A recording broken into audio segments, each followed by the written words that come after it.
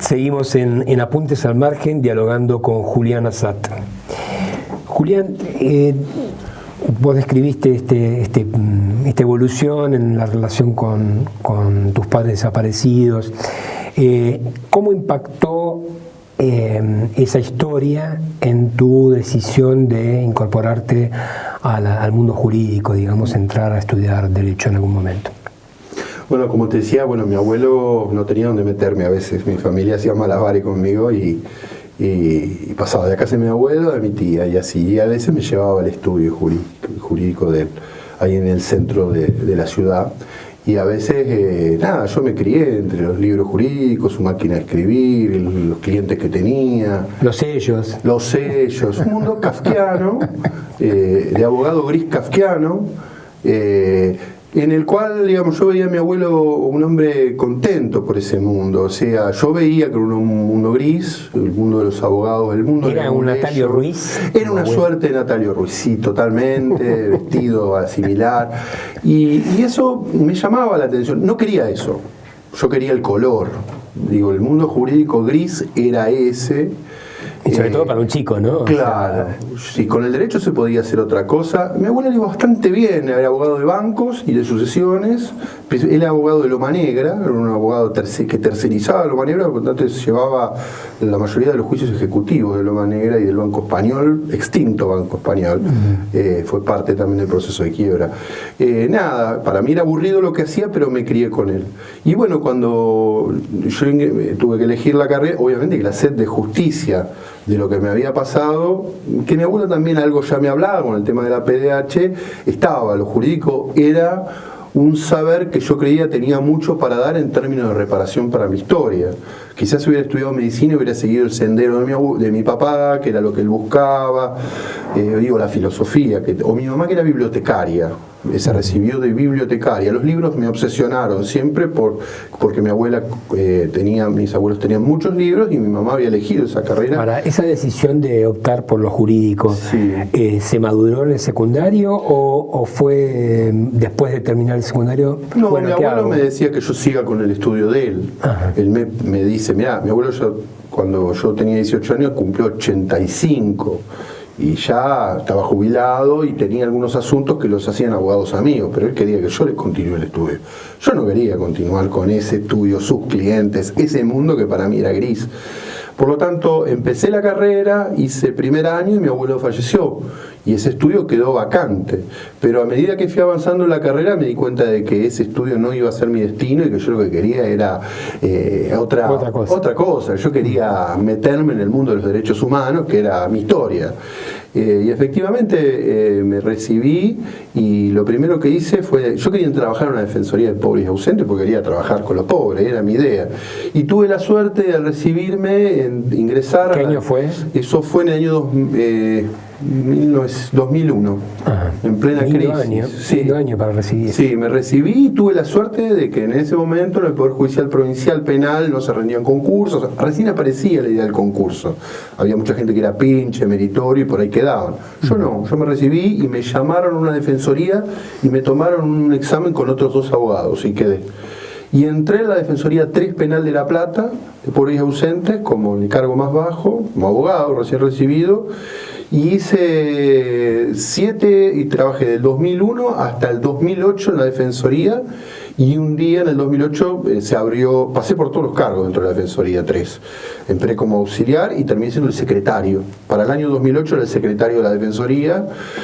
Y en el año 2008 abren el Fuero Penal Juvenil de la provincia de Buenos Aires, que con la decisión de crear el sistema penal juvenil acusatorio, más allá de que el Código Viejo, la ley de minoría seguía vigente a nivel nacional, la ley procesal, y llaman a concurso en los cargos de defensores oficiales y fiscales penales juveniles.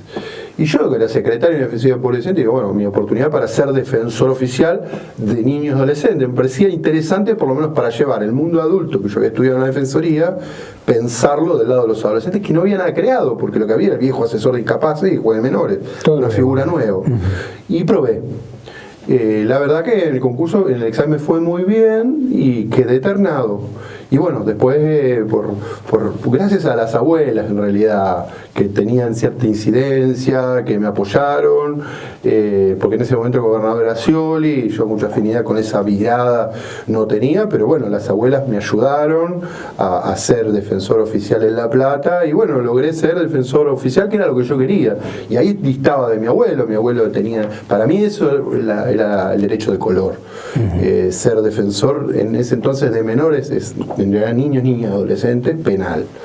Y nada, me parece que desde el año 2008 al 2015, que fue el momento en el que la doctora Gicarbó me convoca a la procuración, o sea, del 2008 al 2015 son 7 años, 16 años y medio, ejercí como defensor penal juvenil en La Plata y nada, fue la verdad uno de los momentos más hermosos de mi vida, porque la verdad que ser defensor de pobreza, bueno, vos pasaste por la defensa un breve tiempo. La figura del defensor oficial, si uno la sabe, no es un burócrata que convalida y mete una apelación convalidante, es la figura más romántica dentro del ejercicio de la justicia. Digo, más allá uno puede ser un juez proactivo, activista, pero siempre el juez tiene una posición imparcial. El defensor no debe ser parcial, más allá que algunos dicen que sí. La verdad que a mí me parece la figura más interesante el defensor público. Ahora, es una figura interesante, pero conlleva un conjunto importante de frustraciones. Por supuesto. ¿O no? Porque pareciera que sí, el rol es un rol duro. Es muy difícil. Yo me choqué con 1000 paredes adentro de la justicia y la pared más grande con la que choqué fue casi al final de mi decisión de venir a trabajar a la procuración, que fue la gran inundación que tuvo la ciudad de La Plata en abril del 2013, el 3 de abril del 2013, cuando la ciudad queda bajo el agua y bueno, aparece, no se sabe el número de víctimas que trae la tragedia de la ciudad, que mueren como consecuencia inmediata de la inundación y bueno, ese ocultamiento de la cifra de fallecidos y el daño que produce sobre la ciudad, que me motivan a mí a hacer una serie de acciones judiciales para tener por lo menos certeza de cómo había fallecido la gente, cómo se había hecho el cómputo de los fallecidos y en fin, qué había pasado, ¿no? Esto lo hacemos, yo hago una presentación a un juzgado de turno, que es el juzgado doctor Arias, que en ese momento estaba de turno, y bueno, y eso me trae un montón de problemas políticos y de persecución que también me empujan a tomar la decisión de en el año 2015 cerrar esa etapa. Fue la pared más grande porque ahí vi frustrado también mi quehacer. La frustración fue porque no lograste, digamos, concretar tu objetivo en ese proceso. La frustración fue porque no tuviste el soporte político necesario. Tuve medio. Me inician un jury ante el Senado de la provincia de Buenos Aires, me denuncian como defensor y me comienzan a hostigar y mediáticamente dentro de lo que es la órbita local de La Plata, que tiene su mundo periodístico, ¿no? Y de parte de una procuradora que en ese entonces estaba, que también me iniciaba sumarios, tenía una cantidad de sumarios que me hacen empezar a preocuparme, defenderme a mí y no mi rol, que era justamente yo en la inundación. Lo que quería saber era si había niños que habían muerto como consecuencia de la inundación. Ese era, yo recibo un reclamo de organismos de derechos humanos, yo estaba de turno en el momento de la inundación, por lo tanto era natural que un defensor, cuando recibe organismos de derechos humanos, personas que se acercan luego de la evacuación y digamos lo que fue el trabajo de defensa civil, yo interpongo una serie de acciones para saber qué había pasado. Bueno, ahí recibo esa. Y bueno, ese fue un momento complejo. Recibí apoyos y recibí presiones, las dos cosas. Es uno de los, para nuestra audiencia, ¿no? Para recordar, es uno de los episodios más oprobiosos en la historia institucional de la provincia de Buenos Aires, porque más allá de la tragedia en sí, al igual que Cromañón, una tragedia donde mueren centenares de personas, lo que resulta oprobioso es cómo se aborda. A mí me hace acordar mucho a lo de Cromañón, ¿no? Sí. Cómo se tapa todo, sí, cómo se intenta desligarse de responsabilidades y cómo se corta el hilo por aquellos que cumplen con lo que tienen que cumplir, porque tu destino es el mismo destino, me parece que fue peor el de Luis Arias, que fue el juez a cargo, claro, que hoy está suspendido y con un proceso de juicio político. Y está suspendido por aquel jury, por aquel jury en parte que no se habían iniciado. Por eso es realmente una vergüenza.